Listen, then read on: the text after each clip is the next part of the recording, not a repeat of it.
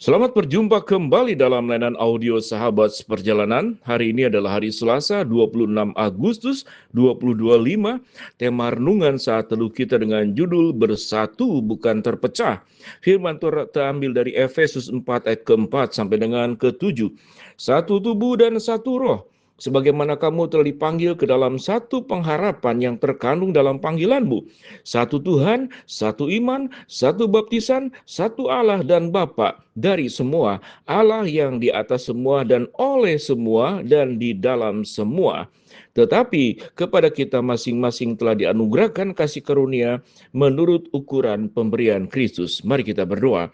Bapa yang di dalam surga, terima kasih Tuhan sudah memberikan komunitas-komunitas dalam kehidupan kami.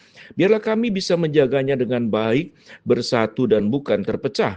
Dalam nama Tuhan Yesus kami berdoa, amin. Shalom sahabat perjalanan yang dikasihi Tuhan, pepatah yang sangat lama sekali, bersatu kita teguh, bercerai kita runtuh. Ini adalah sebuah pepatah yang tidak hanya berlaku kepada negara, namun dalam komunitas manapun. Dalam komunitas yang terkecil tentu adalah keluarga kita.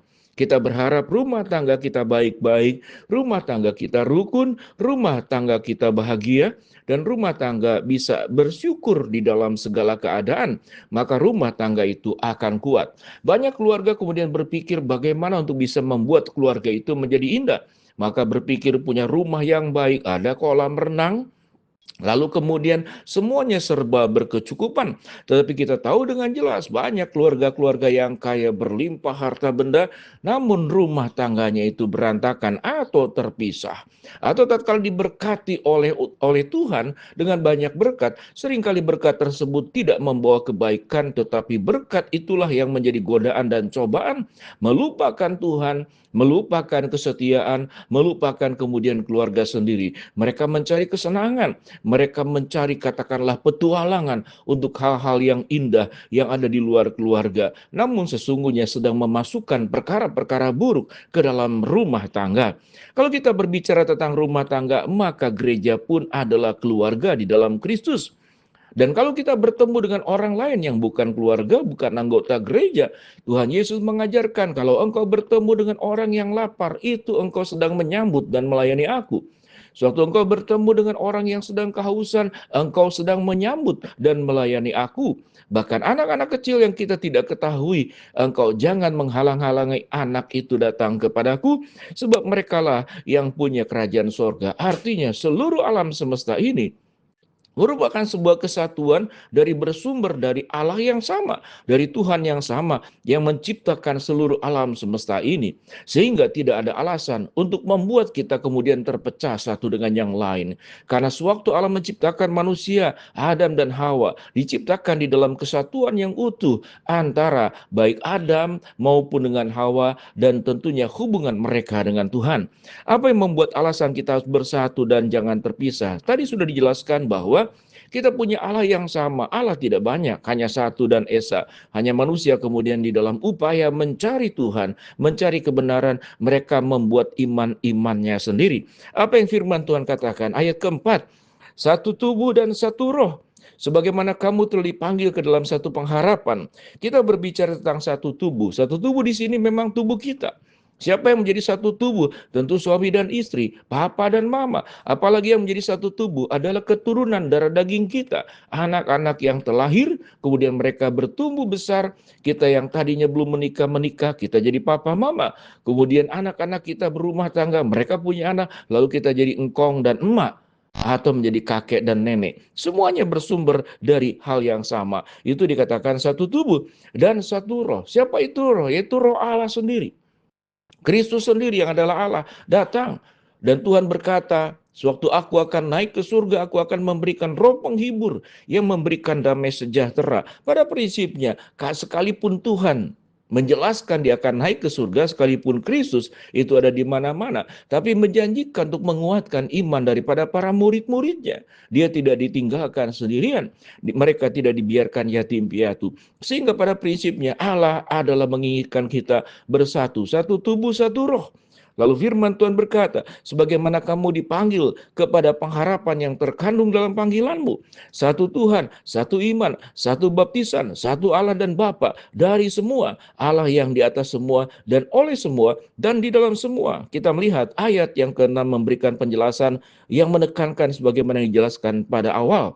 Satu Allah dan Bapa dari semua, Allah yang di atas semua dan oleh semua dan di dalam semua. Artinya, kalau kita bersumber dari Allah yang sama, tentu kalau kita berikan ilustrasi yang sederhana, siapa orang tua yang menginginkan anaknya kemudian tercerai-berai? Siapa yang menginginkan anak-anaknya kemudian bertengkar satu dengan yang lain? Ada sebuah keindahan di masa-masa tua kita, anak cucu kita. Mereka hidup dengan rukun, mereka saling menolong, yang kuat menolong yang lemah, yang lebih kemudian membantu mereka yang kurang, yang sehat kemudian mengurus yang sakit, yang muda menghormati orang tua, dan yang orang tua kemudian menyayangi anak-anak dan cucu mereka. Sebuah pemandangan yang sangat indah. Sehingga kalau kita berbicara apa yang terindah di dalam dunia, yaitu tatkala komunitas kita itu bersatu, dan tidak terpisah, tidak terpecah, apalagi tercerai-berai. Mari sahabat seperjalanan yang dikasihi Tuhan, kita mendoakan rumah tangga kita mendoakan komunitas kita, bahkan lingkungan tetangga kita. Kalau bertetangga kemudian dengan rukun, maka kemudian itulah menjadi sebuah keindahan. Oleh sebab itu RT disebut dengan rukun tetangga dan RW disebut dengan rukun warga. Kerukunan adalah mimpi dari semua orang, dan kerukunan adalah sumber kebahagiaan. Kerukunan adalah sumber inspirasi yang membuat makna hidup kita itu semakin mendalam. Karena itu adalah nilai yang diajarkan oleh Tuhan untuk kita lakukan. Mari sahabat seperjalanan, apa yang membuat perpecahan di dalam diri kita? Sikap egois, ingin menang sendiri, ingin benar sendiri, sombong, lupa diri, mengedepankan hawa nafsu, lalu kemudian mengedepankan cara-cara dunia. Itulah saatnya kita memperbaiki diri. Tidak ada kata terlambat untuk memperbaiki diri. Sebelum kita bertemu dengan Tuhan, kehidupan, nafas, detak jantung yang masih ada pada diri kita, seyogianya kita memperbaiki komunitas-komunitas yang ada pada diri kita. Tidak ada kata terlambat. Mungkin sebagian berkata, aku sudah tidak sanggup lagi, aku sudah sangat berat menghadapi semua problem yang ada. Tetapi kekuatan kita memang terbatas. Sewaktu kita bersandar kepada Allah, kita akan berkata seperti pemazmur, Tuhan Engkau adalah kota benteng kami yang teguh, Engkau adalah sauh yang aman, yang nyaman buat kami semua. Tuhan yang berkata, kalau Engkau penat, marilah kepadaku, semua yang letih lesu dan berbeban berat, aku akan memberikan kepadamu penghiburan yang terbaik. Dan sewaktu kita mengalami problem masalah terberat sekalipun, Tuhan adalah setia dan adil. Dia akan menguatkan kita sehingga kita sanggup untuk menghadapinya dan Tuhan memberikan jalan keluar. Tidak ada kata terlambat, tidak ada kata yang terlalu berat. Kalau kita ingin membuat semua yang mungkin sudah retak terpisah menjadi bersatu kembali, andalkan Tuhan untuk mengelola rumah tanggamu, andalkan Tuhan untuk mengelola komunitas dimanapun kita berada, andalkan Tuhan di dalam persahabatan, di dalam pertemanan, di dalam dunia kerja, di dalam dunia pendidikan, di tengah-tengah masyarakat. Tuhan hadir karena rancangan Tuhan adalah kerukunan, bukan keterpisahan, bukan perpecahan, bukan percekcokan, pertengkaran, atau kemudian saling membinasakan. Tuhan menolong setiap kita masing-masing supaya kita bersatu dan bukan terpecah. Mari kita berdoa. Bapa dalam surga, terima kasih buat kebenaran firman Allah yang kami pelajari. Hamba-Mu berdoa buat sahabat perjalanan yang sakit, Tuhan jamah sembuhkan. Sahabat perjalanan yang sedang menghadapi masalah, Tuhan bukakan jalan. Sahabat perjalanan yang sedang berdoa mengharapkan sesuatu, Tuhan kabulkan sesuai dengan waktu rencana Tuhan yang terbaik.